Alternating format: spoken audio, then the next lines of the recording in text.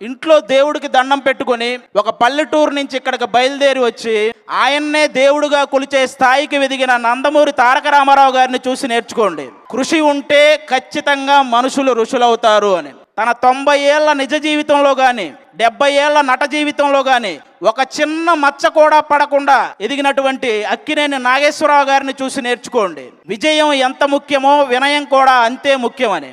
Telugu cinema ఏ స్థాయికి వెళ్ళినా అల్లూరి సీతారామరాజు అనే సినిమాకి ఒక స్థాయి ఉంటుంది. అలాంటి గొప్ప చిత్రాలు తీసి అలాగే ఏదైనా సినిమా ఫెయిల్ అయ్యి ఆ ప్రొడ్యూసర్కి తిరిగి డబ్బులు ఇవ్వాలి అనే ఒక సంస్కృతిని తీసుకొచ్చి పెట్టిన సూపర్ స్టార్ కృష్ణ గారి గురించి ఆయన చూసి నేర్చుకోండి. విజయాలకు పొంగిపోకూడదు, అపజయాలకు కృంగిపోకూడదు అని. అలాగే ఇంటికి వచ్చిన వాడు శత్రువు అయినా సరే వాడికి ముందు అన్నం పెట్టి ఆ తర్వాత మాట్లాడాలి అనే మంచి మనసున్న కృష్ణరాజు గారిని చూసి నేర్చుకోండి. మనం ఎదిగిన తర్వాత ఎప్పుడు అవతల వాడికి పెట్టే స్థితిలో ఉండాలి కానీ అవతల పొమ్మని నెట్టే స్థితిలో ఉండకూడదు అని.